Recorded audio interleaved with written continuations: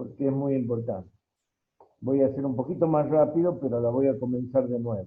La unidad 3, que habla sobre instalaciones solares térmicas, clasificación de las instalaciones solares térmicas, componentes de la instalación solar térmica, captadores solares térmicos, acumuladores, intercambiadores de calor, bomba de circulación, tuberías, válvulas, vasos de expansión, aislamiento, purga, sistema de energía auxiliar, sistema de llenado eléctrico de control. Bueno, todo esto tiene una instalación a escala industrial o a escala importante, todo esto. Puede tener alguna cosa que le falte, como un sistema de control en particular, puede no tener un sistema computarizado, puede tener un super sistema de control y de monitorización, o no. Pero en general funcionan de esta manera, o tienen todas estas. Obviamente un termotanque solar, gente, no tiene todas estas historias. Un termotanque solar es un equipo compacto que tiene un ingreso de agua prácticamente libre, que no tiene válvulas especiales ni electrónicas, ni medida de temperatura, ni nada.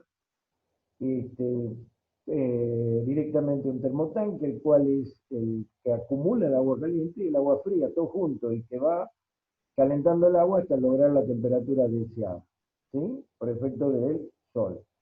¿En dónde? En el captador que está un poco más abajo y del cual cuelgan tubos de vidrio o simplemente está conectado hidráulicamente a ese sistema, a ese panel captador, que es el que calienta el agua contenida en el tanque.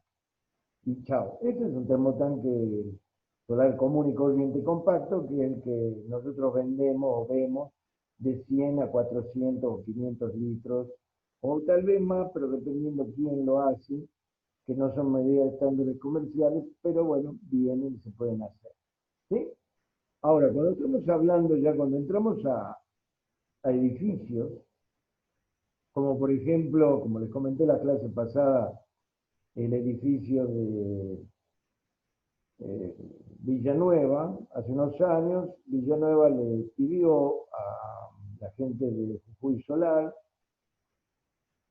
que le hiciera el diseño de un sistema centralizado de agua caliente sanitaria para un edificio de varios pisos, creo que era de 9 pisos.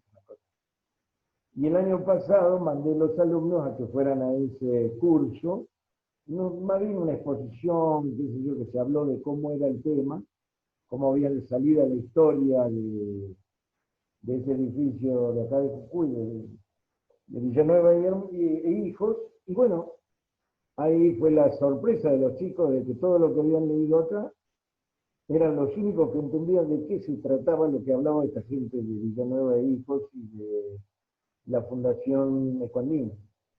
Así que por eso les estoy diciendo que el método que vamos a ver, que el método de fechar, es un método simplificado, bastante bueno, que se usa por lo general para este tipo de instalaciones discretizadas, eh, no muy grande, pero tampoco para una casa o dos familias, se usa para algo más importante. ¿Sí? Y básicamente se han hecho muchos estudios desde el año 71 con este método. Pero para entender un poquito y hablar de este método, si no vemos la unidad 3, no entendemos de qué cuerno estamos hablando. Tenemos que ver cómo son las instalaciones estas, como para, de alguna manera, tener una idea clara y acabada cuando lleguemos al momento de analizar el método de fechar del mes que viene. ¿Por qué digo esto? Porque tenemos que ver todas las partes que intervienen, no son una locura el diseño, he subido algunas cositas para que tengan en cuenta en la plataforma, como por ejemplo los intercambiadores de calor. Ustedes dirán, ¿qué son esas cosas? Bueno, ahí está. En la web se pueden googlear para verlos. Hay muchos ejemplos muy interesantes de los modernos intercambiadores de calor. Y bueno, en su momento les explicaré cómo se hace para elegir cada una de estas partes que van en un sistema discretizado, pero importante para un edificio o para una industria importante. Se necesita agua caliente sanitaria y agua, por ejemplo, para procesos industriales, pero dentro de los valores que nosotros podemos manejar con este tipo de equipos, que son temperaturas hasta 100 grados y no más. Cuando ya se requieren temperaturas mayores a estas, ya los equipos no son los típicos equipos conformados por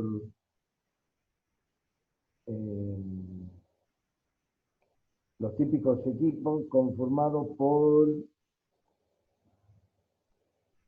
¿cómo se llama?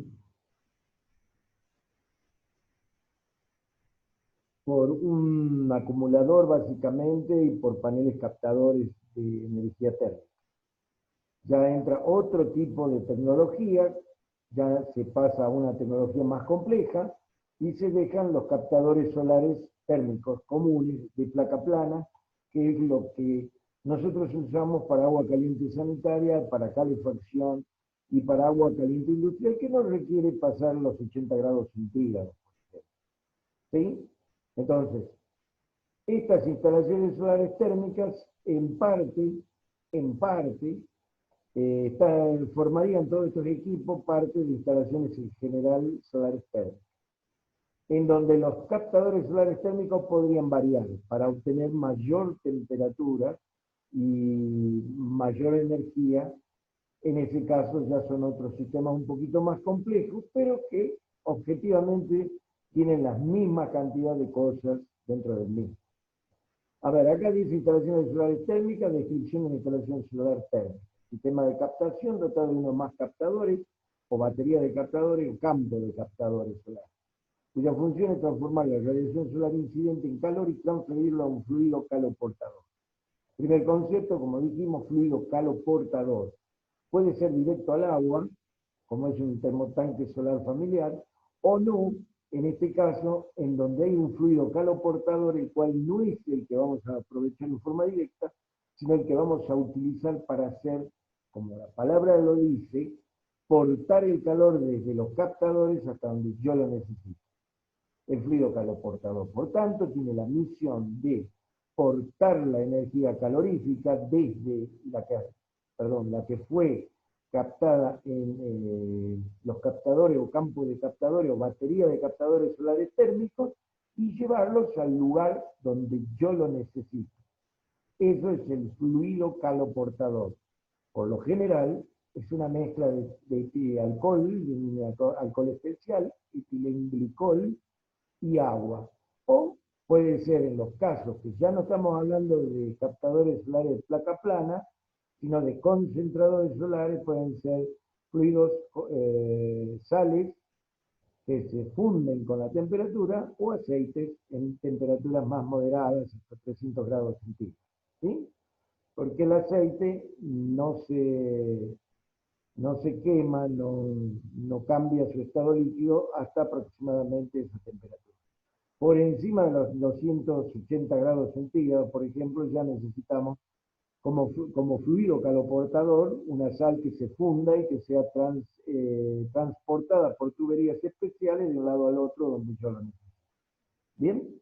Bien, el primer concepto, por tanto, ya no hablamos de agua caliente sanitaria, sino hablamos de un fluido caloportador capaz de transportar nuestra energía térmica de un punto en donde lo capto hasta un punto donde lo necesito.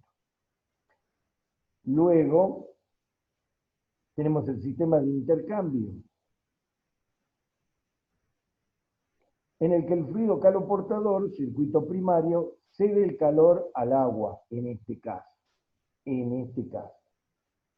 ¿Sí? Porque puede ser que directamente el fluido caloportador entre en un radiador que a su vez calienta el aire para hacer calefacción y chau picho. Ahí terminó la historia. No cede el calor al agua, cede el calor en realidad en un radiador o en un intercambiador de calor, lo cede directamente al aire. Bueno, un intercambiador de calor podría ser el radiador de un vehículo. ¿Por qué? Y porque yo, mediante el ventilador, soplo aire a través de las aletas de ese intercambiador y el agua que pasa baja su temperatura. Pero no es que baja su temperatura, el agua cede la temperatura al aire. Y la temperatura, ustedes saben, en verano, cuando está funcionando un electroventilador y se paran frente al motor o cerca del motor, van a sentir un aire muy caliente que está saliendo del motor. Bueno, este es el aire que pasa a través del intercambiador de calor, que en este caso intercambia calor de un fluido al aire y le baja la temperatura a los valores que yo necesito. En este caso, ¿qué es lo que hago? Estoy enfriando el agua del motor de un vehículo. Cuando yo quiero, en todo caso, calentar en invierno un ambiente, ocurre al contrario. ¿Qué es lo que tengo que hacer? No al contrario, de la misma manera. Yo hago fluir a través de este radiador un fluido con mucha mayor temperatura y hago que un soplante o un ventilador haga pasar el aire interior de esta vivienda a través de este radiador y eleve la temperatura. ¿Sí? Entonces, para comenzar, el primer intercambiador de calor que nosotros debemos conocer es el radiador de un auto o algo similar, que en este caso nos sirve para la calefacción de una vivienda. ¿Sí? Podría ser cuando es centralizado, ¿no? Bueno, cuando es centralizado, significa que tenemos tuberías de chapa forrada que va por toda la... Y tenemos el circuito de captación de todo el aire de la vivienda, que es tomada de cada dormitorio, pasa por una cañería, ¿sí? Llega a una sala en donde está el radiador, donde pasa el agua caliente y donde se calienta el aire y vuelve a entrar a las habitaciones por la parte superior o por la parte inferior. Por lo general, el aire más frío queda abajo y el aire más caliente queda arriba. Entonces, se puede hacer esta calefacción en forma invertida siempre y cuando yo tenga mi equipo de mi soplante funcionando de manera tal de que tome el aire frío de abajo y lo devuelva por la parte superior más caliente. Bien. Tercero, tenemos el sistema de acumulación. Puede estar o no. Si tenemos un sistema para calentar el agua en forma permanente, la podemos calentar, como ya dije, a la vivienda durante el día, durante las horas solares va a haber calefacción. Y si no tengo sistema de acumulación, no puedo dar calefacción solar térmica durante la noche o las horas fuera de las horas solares. Bueno, en este caso yo lo que puedo hacer es hacer una acumulación de alguna manera. Puedo acumular agua caliente que a su vez después se desconectará del circuito. O sea, puedo calentar indirectamente un acumulador con agua, ¿sí? Durante el día, que lo mantenga a buena temperatura y cuando el sol ya se ponga, este acumulador, como está aislado térmicamente, siga entregando esa temperatura a nuestro radiador para que el aire siga circulando y siga calentando. Ese es el principio, darle continuidad de esta manera. Por eso ahí ya vamos a tener un sistema primario y secundario seguro.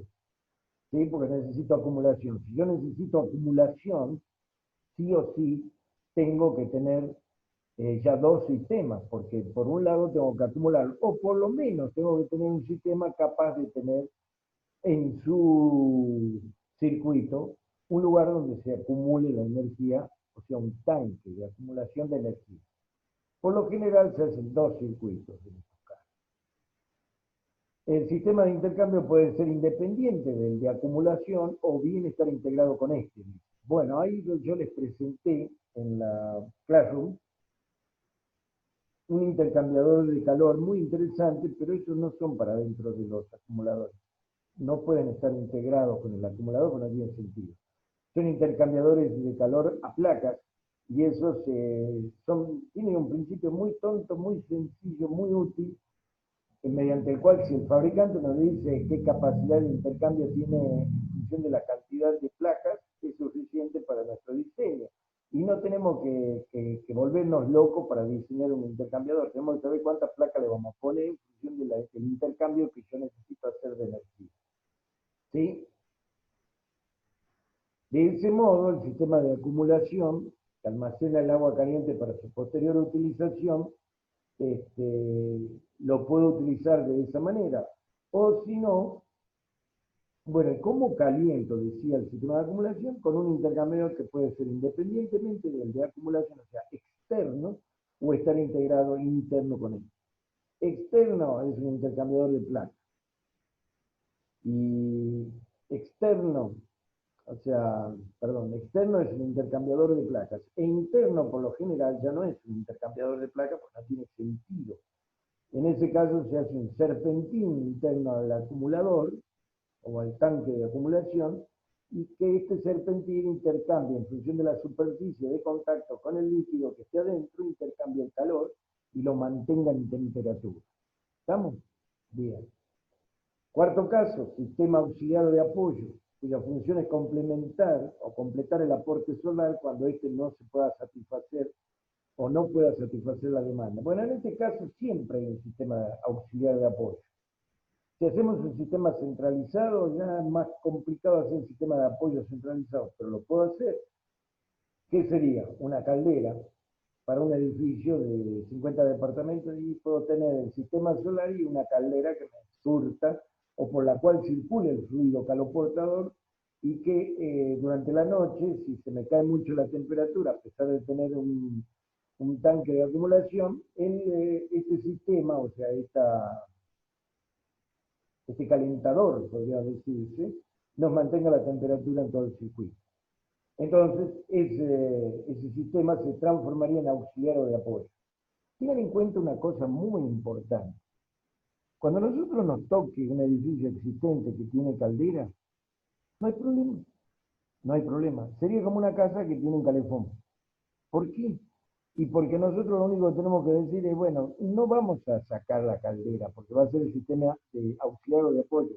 Ahora, si yo diseño como para que la energía solar completa me satisfagan mis necesidades de calefacción y de agua caliente sanitaria en ese edificio, bueno, la puedo sacar, ¿por qué no?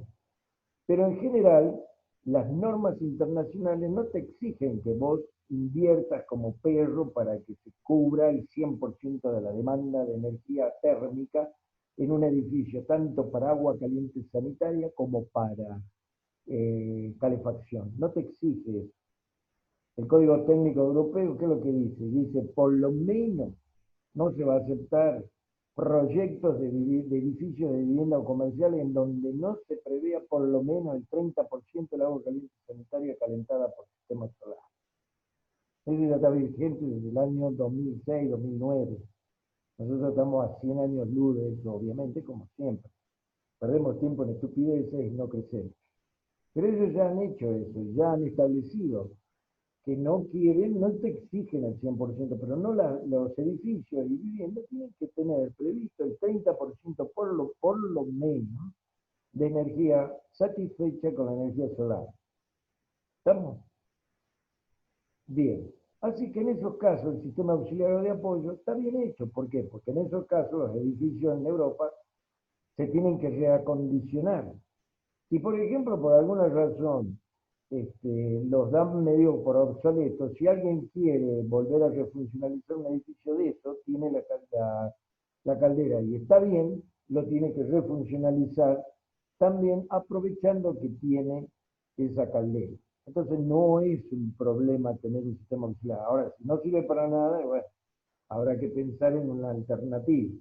Sistema auxiliar de apoyo concentrado en una caldera por un edificio o individuales con calefones modulantes por departamento. Esa sería la última. O sea, si yo tengo un sistema que hace circular el fluido caloportador por todos los pisos y por todos los departamentos, y bueno, vamos a tener una acumulación en cada departamento más un sistema de apoyo en cada departamento. Es raro que sea de otra manera.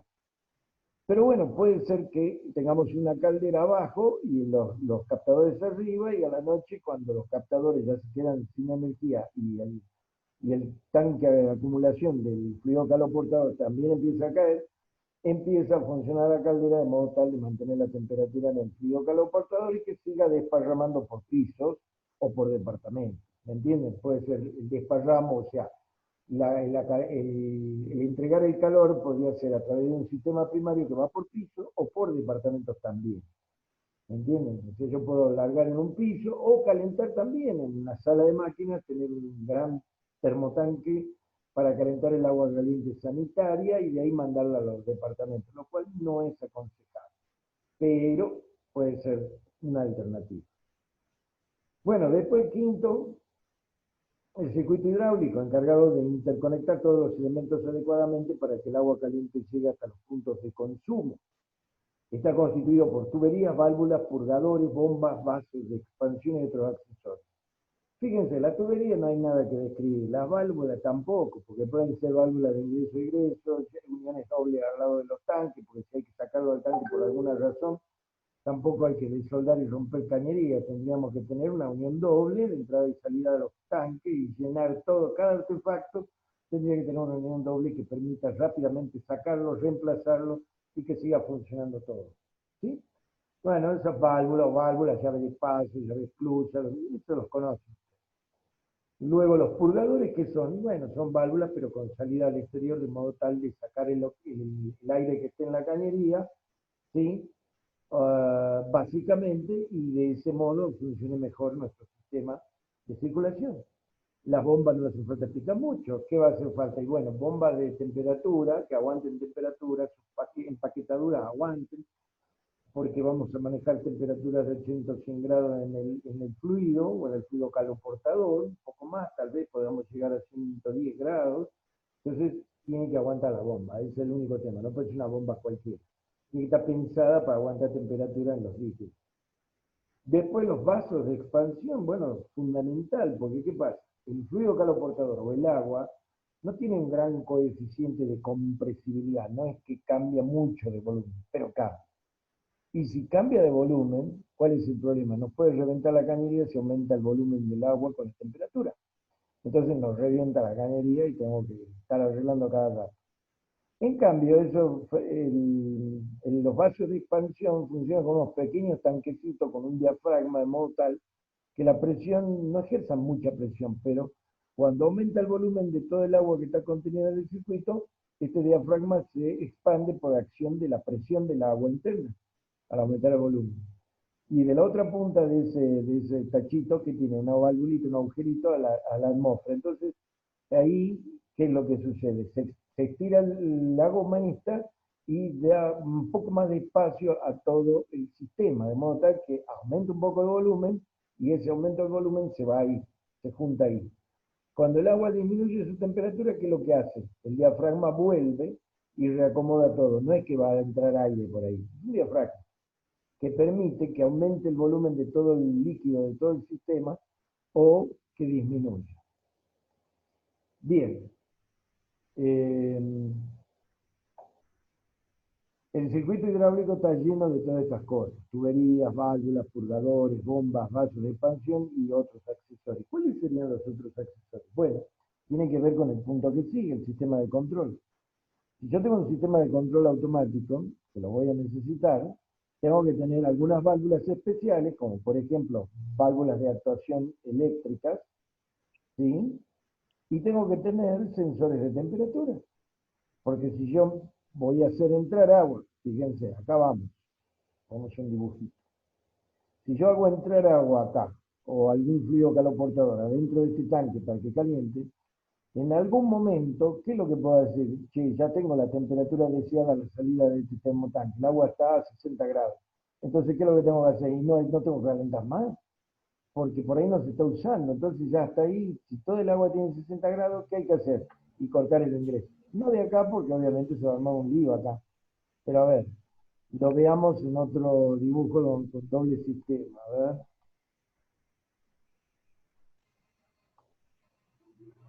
A ver, ahí está. Fíjense, estos son los paneles solares que hacen funcionar esto. Tampoco. Esperen, esperen. Algo se ve un poquito mejor. Bien. Nosotros, con un sistema primario y secundario, esto es directo. Ahora acá es un sistema indirecto, acumulación solar distribuida. Bueno, yo hago circular esto.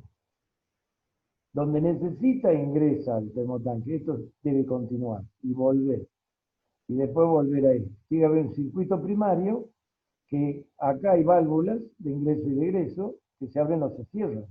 Si yo no necesito calentar acá, no necesito pasar el fluido caloportador por el interior de este acumulador, pues ya tengo la temperatura deseada. Entonces acá hay una válvula que se cierra cuando el sensor dice que la temperatura dentro del tacho ya está. Y acá también se cierra porque tampoco va a entrar. Obviamente de vuelta agua o fluido caloportador. pero ya se cierra acá es suficiente. Si la temperatura del agua en este acumulador ya es la deseada, acá se cierra el ingreso del circuito del calo portador que viene de los captadores solares. ¿Se entiende? En el otro piso, supongamos en el segundo piso, en el primer piso, lo mismo, entra el fluido caloportador a calentar el termotanque de todo el piso. Pero si la temperatura dentro del termotanque es la adecuada, bloquea el ingreso del fluido caloportador, porque ya no hace falta calentar más. Ya hemos llegado a la temperatura deseada. Y lo mismo en el piso que sigue. Como verán ustedes, un circuito que acá tiene un error. ¿Sí? Porque acá, si uno bloquea, bueno, en realidad no es un error, pero si uno lo bloquea al ingreso acá, no va a calentar más nada acá, pero tampoco va a recircular. Entonces, en realidad, esto tendría que estar conectado a la recirculación. Si no, se nos puede volar la temperatura. ¿Y qué pasa cuando todos estos tanques tienen la temperatura deseada y esto sigue calentando? Y bueno, ahí qué es lo que hay. Ahí tenemos un problema, porque el circuito se nos va a aumentar la temperatura y nos puede generar un inconveniente grave. Para eso, yo necesito poner unos radiadores al aire libre con algunos motores, de manera tal de que le baje la temperatura al circuito en algún lado, se consuma la energía que estamos captando con el captador, y si no la estamos entregando nada de nada, ningún piso, ningún depósito, y se nos va a calentar en demasía. Entonces ahí automáticamente se deriva a los eh, radiadores con motor en el techo para que ahí mismo se vuelva a perder la energía porque no la necesitamos. ¿Sí? Bueno, esas son cositas puntuales que las vamos a ir viendo posteriormente. Nosotros en este momento estamos con un minuto para que se corte la sesión, así que lo que vamos a hacer es salir y me van a dar 15 minutos o 20 para que baje esto, para después colgarlo en YouTube y que lo tengan a disposición para esta clase cuando quieran verlo de nuevo. ¿Sí? Con eso cerramos lo que serían las partes que conforman la instalación solar térmica, pero ya no un termotanquecito chiquito, sino estamos hablando de una instalación importante. Obviamente existe una instalación sencilla que funciona por efecto de la termosifón y no requiere equipo bombeo en primera instancia. Bueno, ahí hago la aclaración. Termotanques solares, ¿sí? Son otro tipo de aparatos. Así que bueno, si salimos fuera de esta, en 15 minutos vuelvo a largar el link y entramos nuevamente a clase. ¿Sí? ¿Estamos de acuerdo?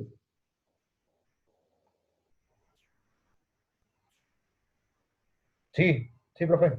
Ok.